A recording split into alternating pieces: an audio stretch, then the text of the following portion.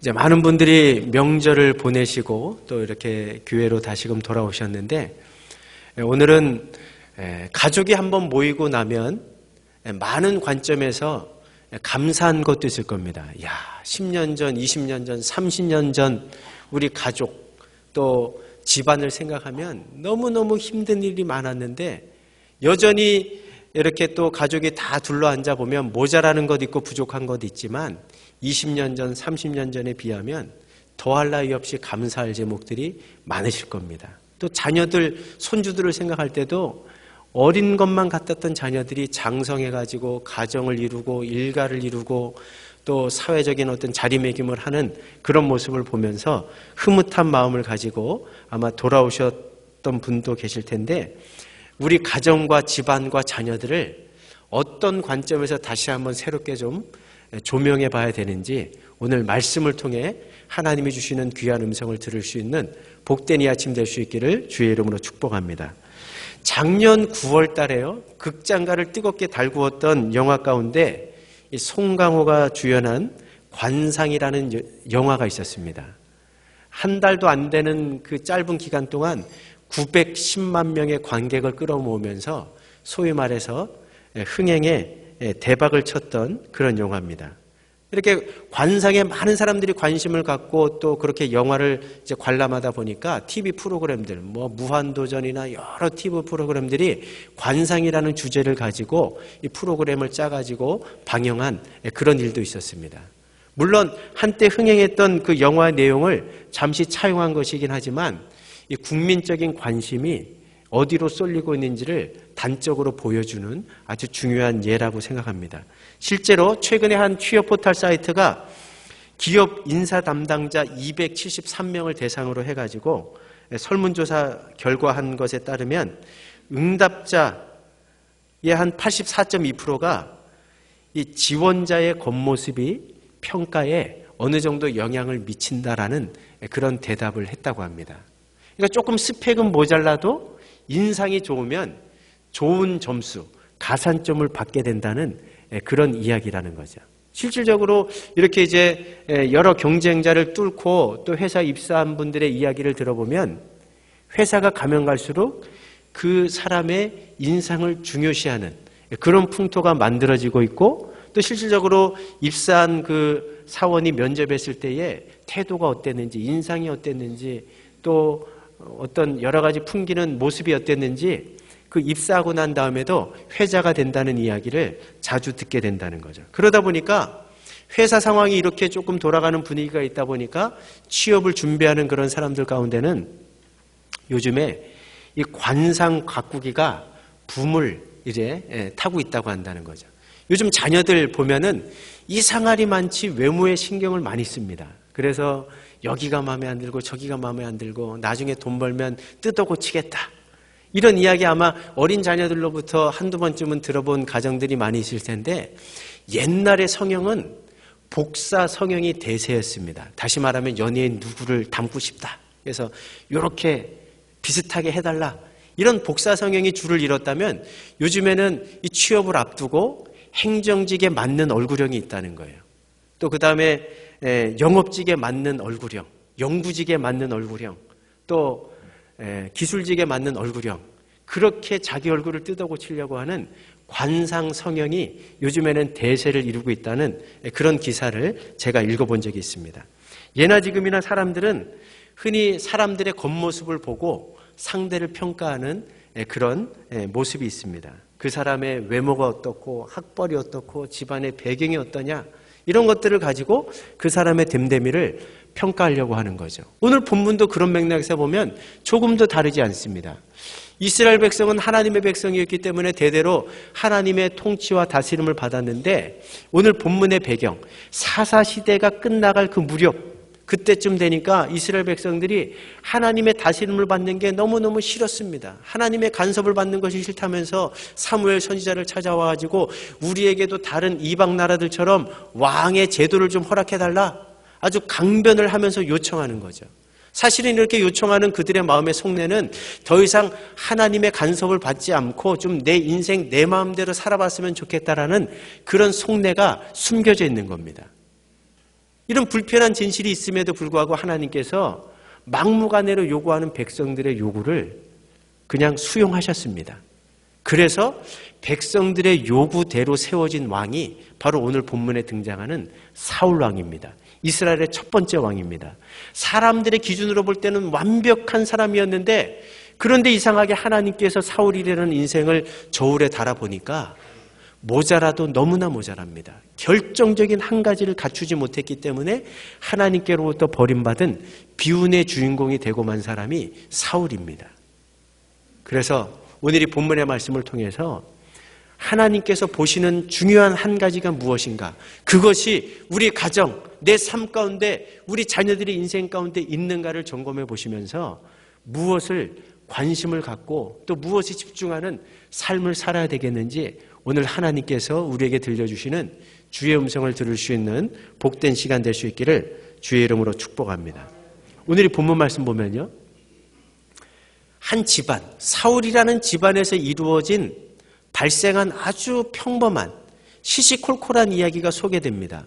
사울의 아버지 기스가 소떼와 양떼와 나귀떼를 이렇게 기르고 있었는데 몇 마리인지는 모르겠지만 암나귀떼들이 우리를 뛰쳐나간 겁니다. 나귀떼를 잃어버린 거죠. 그래서 사울을 시켜가지고, 그 아들을 시켜갖고 잃어버린 암나귀를 찾아오라는 그런 내용이 오늘 본문이 소개하고 있는 내용입니다. 우리식으로 표현하자면 요즘에 개인정보가 누출돼가지고 또 다른 제2, 제3의 피해가 있지 않을까 걱정하는 분들이 많은데, 요즘식으로 표현하자면 스미싱 사기를 당해가지고 기천만 원을 잃어버렸는데 그 잃어버린 그 어려움, 경제적인 어려움을 어떻게 헤쳐나가고 해결해 나가는지를 하나님께서 지금 주목하고 보시고 계신 겁니다. 어린 자녀들을 둔 가정에서 이제 공부하고 입시가 이제 끝났고 또 대학 진학도 어느 정도 이제 결정이 됐는데, 입시 성적을 따라서 그 대학의 여러 가능성들을 놓고 하면서 대학을 선택해가는 과정을 하나님께서 들여다 보신다는 거죠. 또 다른 측면에서 이야기하면 이제 대학 졸업을 했습니다. 그런데 정말 취업을 하려고 하니까 하늘의 별 따기예요. 요즘에 청년 실업 문제가 사회적인 문제로까지 대두됐는데, 그 졸업하고 난 다음에 취업을 앞둔 자녀를 둔 그 가정에서 벌어지는 일, 그 자녀를 취업시키기 위해서 어떻게 국리를 하고 어떻게 노력들을 하는지 하나님께서 들여다보는 이야기가 오늘 본문 속에 기록되어 있는 거죠. 또 한 가지 더 이야기하자면, 이제 취업은 했습니다. 직장 생활을 잘하고 있는데 이제 나이가 어느 정도 들었기 때문에 이제는 적당한 배우자를 만나서 결혼은 해야 되겠는데, 아직 배우자를 찾고 있지 못한 그런 자녀들 둔 가정, 그 배우자를 찾는 과정을 어떻게 진행하고 있는지를 하나님께서 들여다보는 이야기가 오늘 성경 말씀에 기록되어 있는 거예요. 어찌 보면은 굉장히 시시콜콜한 이야기인 것 같지만 이 삶의 한 단면이 사울이라는 사람이 어떤 사람이고 사울이라는 가정이 어떤 가정인지를 보여주는 겁니다.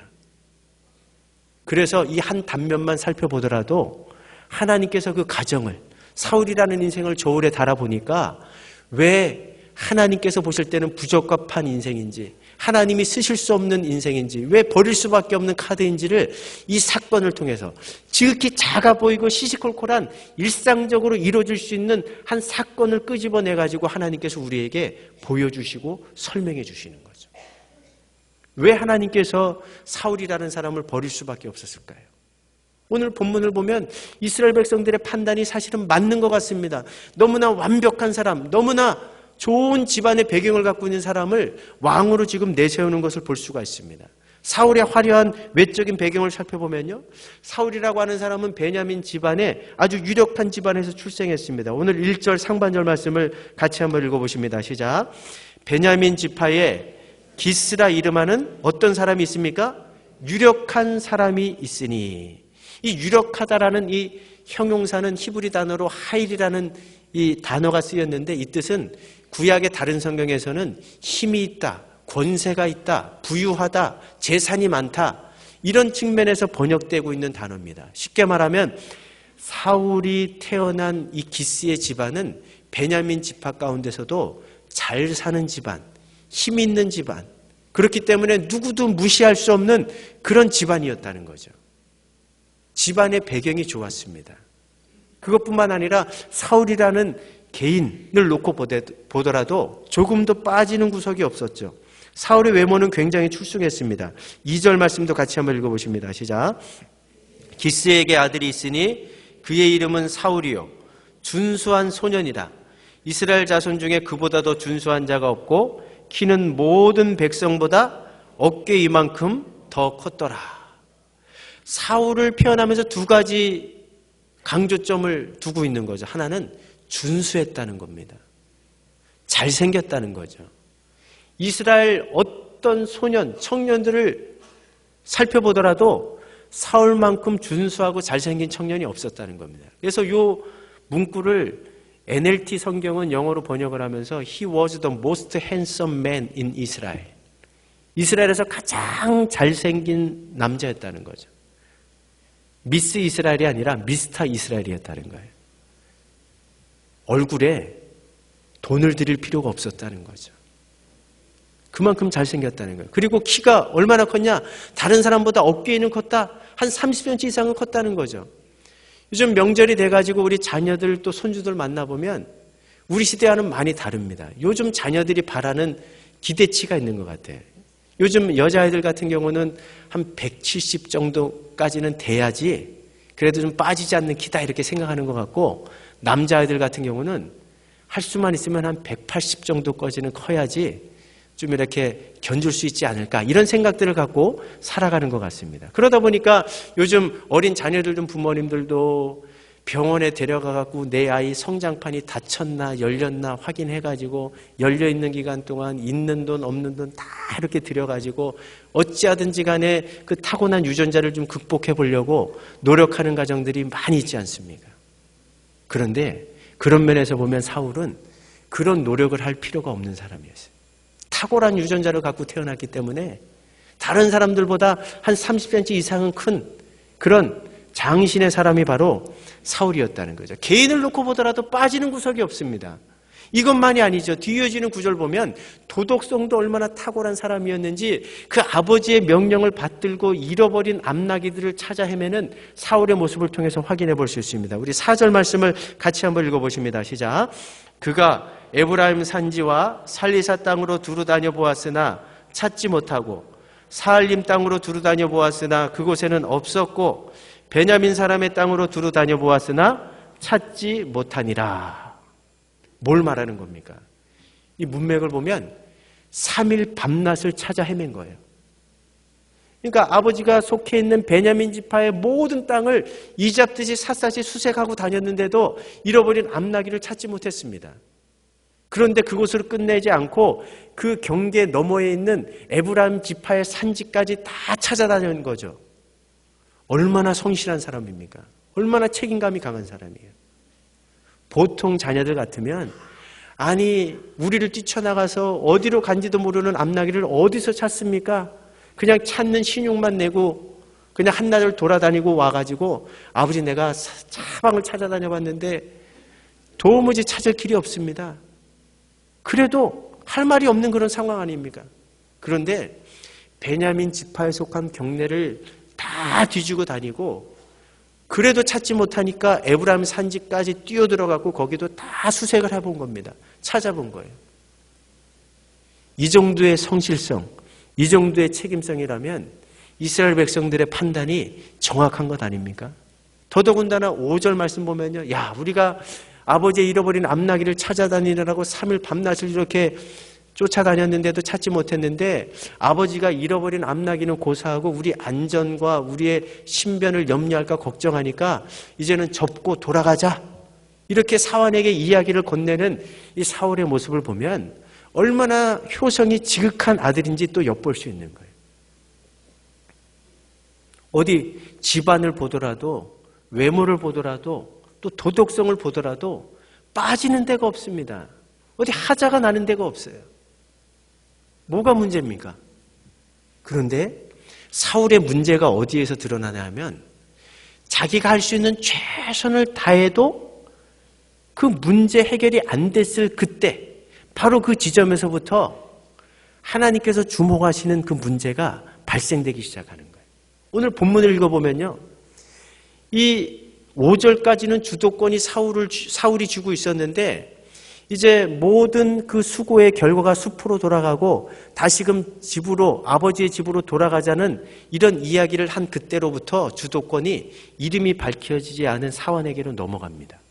그러니까 오늘 본문의 핵심은 사실은 6절부터 8절이라는 거죠. 여기에 보면 진짜 사울이 갖고 있는 한 가지 중대한 문제점이 무엇인지를 사무엘서 기자가 심혈을 기울여 갖고 지적해 주고 있는 거예요. 이것 때문에 이 모든 출중한 조건에도 불구하고 하나님께서 사울을 쓰실 수 없었다는 것, 하나님께서 사울을 버리실 수밖에 없었다는 것을 사무엘서 기자가 이야기하고 싶은 거죠. 그것이 무엇입니까? 쉽게 말하면 하나님을 향한 지독한 영적인 무지입니다. 불신앙의 모습이죠. 그 사울이 갖고 있었던 그 불신앙이 두 가지 모습으로 나타납니다. 오늘 본문 말씀 보면 그때 당시에 누구도 알고 있는 사무엘 선지자에 대해서 사울이라는 사람은 전혀 무지하고 있었습니다. 6절 말씀을 같이 한번 읽어보십니다. 6절 상반절 말씀 시작. 사환이 대답하되 보소서, 이 성읍에 하나님의 사람이 있는데 존경을 받는 사람이다.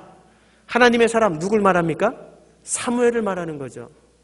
그러니까 사울은 자기가 할 수 있는 최선을 다해봤는데도 문제 해결이 안 되니까 더 이상 이제 해볼 것 없다. 이제 손 털고 이제는 돌아가자. 이렇게 이야기하는데 사환이 뜯어 말리는 거예요. 아니 주인님, 우리가 지금 천지사방을 헤매다가 이 숲이라는 이 지역까지 왔는데 여기 엎어지면 코 닿을 곳 라마라는 동네에 모든 우리 이스라엘 백성들이 존경하는 사무엘 선지자가 살고 있습니다. 한번 사무엘 선지자에게 가가지고 한번 도움도 구해보고 기도도 받아보는 것이 어떨까요? 이렇게 제안을 하는 거죠. 사실은 사무엘상 3장 20절 말씀 보면요, 단에서부터 부엘세바까지 온 이스라엘이 사무엘은 여호와의 선지자로 세우심을 입은 줄을 알았더라. 이렇게 기록하고 있어요. 그러니까 그때 당시 이스라엘 땅덩어리 해봐야 강원도 정도밖에 되지 않는데 그 경내에 살고 있던 모든 이스라엘 백성들이 사무엘을 모르는 사람이 없었다는 거예요. 그 당시에 사무엘을 모르면 간첩 수준이었다는 거죠. 그러니까 그 뒤이어지는 구절인 4장 1절 말씀도 보면 사무엘의 말이 온 이스라엘에게 전파되니라. 그러니까 사울이 지금 데리고 다니는 사환도, 종도, 지금 우리가 있는 여기서 조금만 가면은 라마라는 동네에 사무엘 선지자 하나님의 사람이 살고 있다는 것을 알고 있었는데 누구만 모르고 있는 거예요? 사무엘만 모르고 있는 거예요. 단순히 사무엘 선지자를 모르고 있다는 게 문제가 아닙니다. 이것을 통해서 사무엘 기자가 지적하려고 하는 것은 뭐냐면 하나님에 대한 관심이 없다는 거죠. 그러니까 사울이라고 하는 인생은 자기가 할 수 있는 영역 안에서는 최선을 다하는 인생이었는지 모르지만 그 영역, 그 범주를 넘어서는 일에 있어서는 절대로 하나님께 도움을 구할 줄도 모르고 하나님의 이름을 부를 줄도 모르고 하나님 앞에 무릎 꿇고 기도할 줄도 몰랐던 도무지 사울이라는 인생 가운데는 하나님이 개입하실 여지가 없는 그런 인생이었다는 것을 보여주는 거예요. 철저한 불신앙의 사람이었다는 것을 증거해 주는 거죠. 그러니까 하나님을 향한 불신앙이 또 다른 측면에서 어떻게 나타나냐면 사울이 이런 말을 건네니까 사환이 이런 말을 건네니까 사울이 이런 또 자신의 생각을 이야기합니다. 7절 말씀도 읽어보십니다. 시작. 사울이 그의 사환에게 이르되 우리가 가면 그 사람에게 무엇을 드리겠나이까? 우리 주머니에 먹을 것이 다하였으니 하나님의 사람에게 드릴 예물이 없도다. 무엇이 있느냐 하니. 어찌 보면은 사무엘 하나님의 사람을 찾아가기에 앞서서 예의범절을 차리고 최대한의 예우를 갖추기 위한 그런 행동인 것처럼 보이지만 깊이 들여다보면 그런 행동이 아닙니다.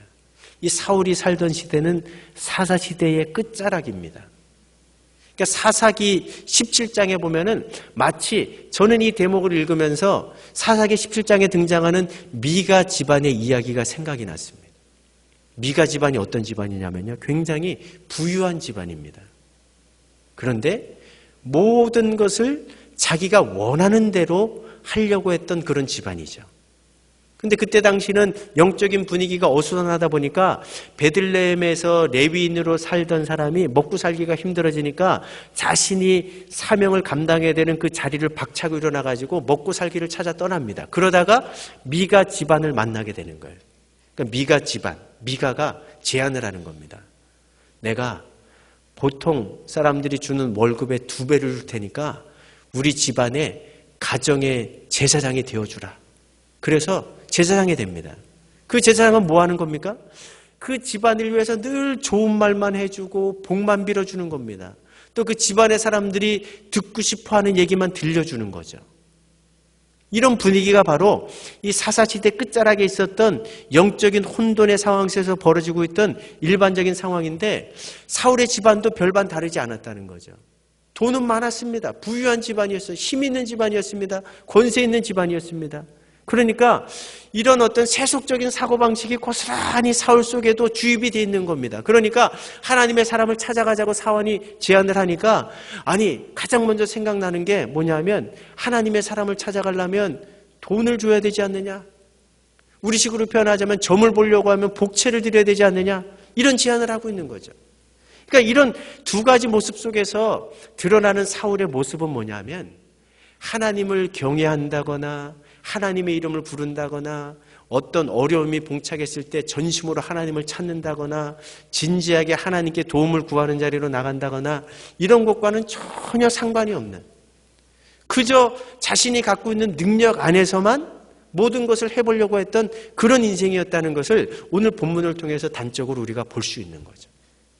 근데 이 성경의 사무엘서 기자가 이 주목한 이것이 조금도 틀리지 않았다는 것을 이후에 사울이 어떤 인생을 살았는지를 들여다보면 우리가 정확히 알 수 있습니다.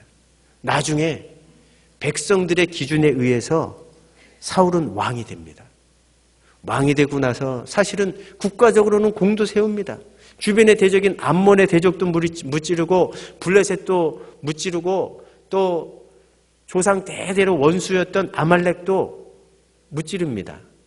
그런데 자기 능력을 자신이 갖고 있는 능력, 그 역량을 발휘하면 할수록 자신이 점점 더 높아지는 거예요. 사울의 인생을 들여다보면 그 어느 구석에서도 인생이 잘 될수록 하나님께 영광을 돌렸다거나 하나님의 이름을 높였다거나 또 어려움에 봉착했을 때 정말 전심으로 진심으로 하나님을 찾았다는 그런 기사는 단 한 곳에서도 발견할 수 없는 거죠. 영광을 얻으면 대적과 싸워서 승리하면 자기 이름에 길갈의 기념비를 세워놓고 떠나버리는 사람이 사울입니다.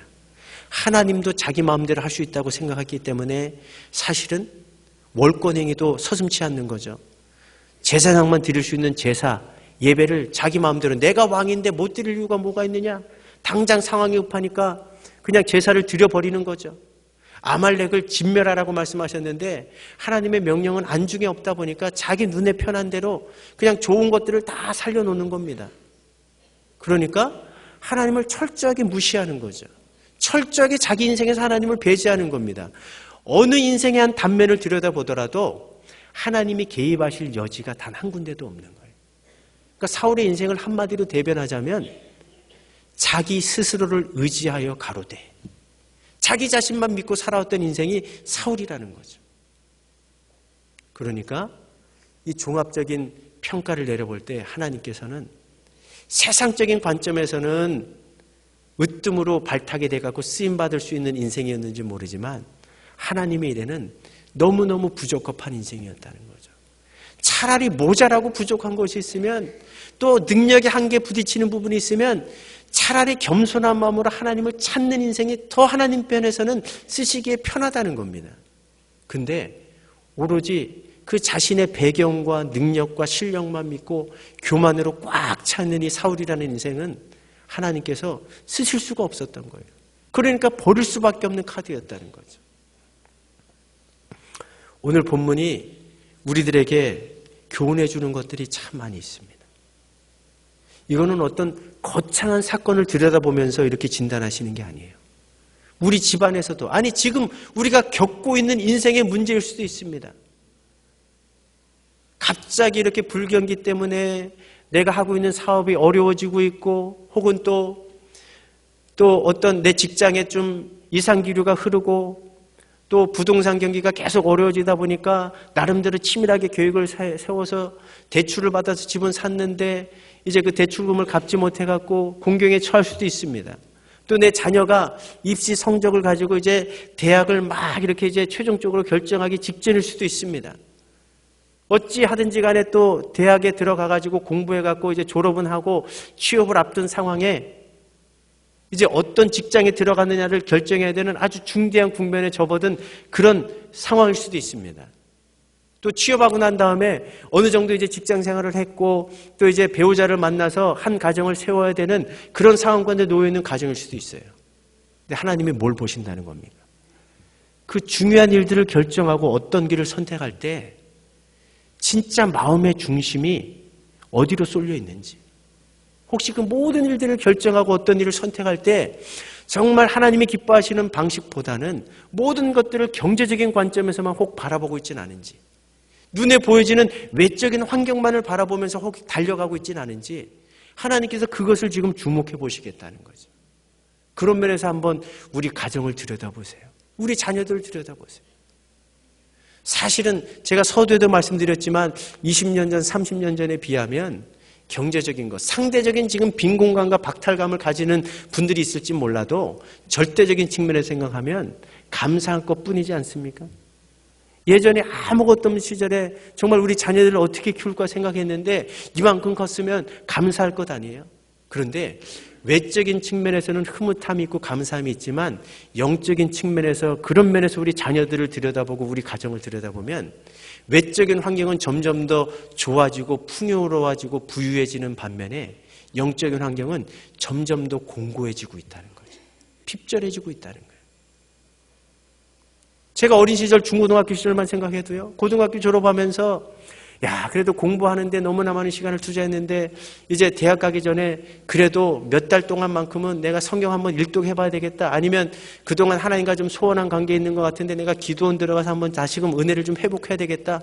이런 마음을 가지고 보따리 져갖고 기도원에 들어가든 어느 성경을 붙잡고 또 씨름하든 이런 분들이 많았어요. 이런 자녀들이 많았습니다.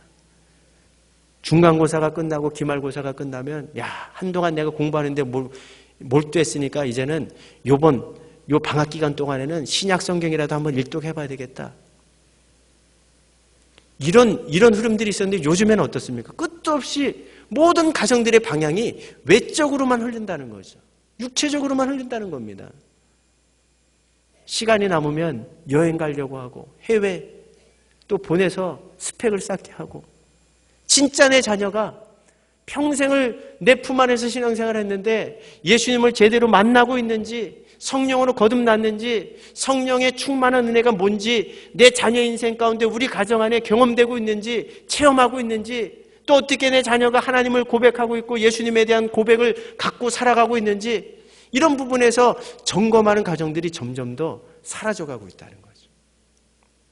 그런데 하나님께서 보시는 관점은 이 사울의 가정을 들여다봤던 관점이나 우리 가정을 들여다볼 때나 동일한 관점, 가장 중요한 한 가지가 그 가정 안에 있는가 없는가를 오늘도 보신다는 사실을 잊지 마시기 바랍니다.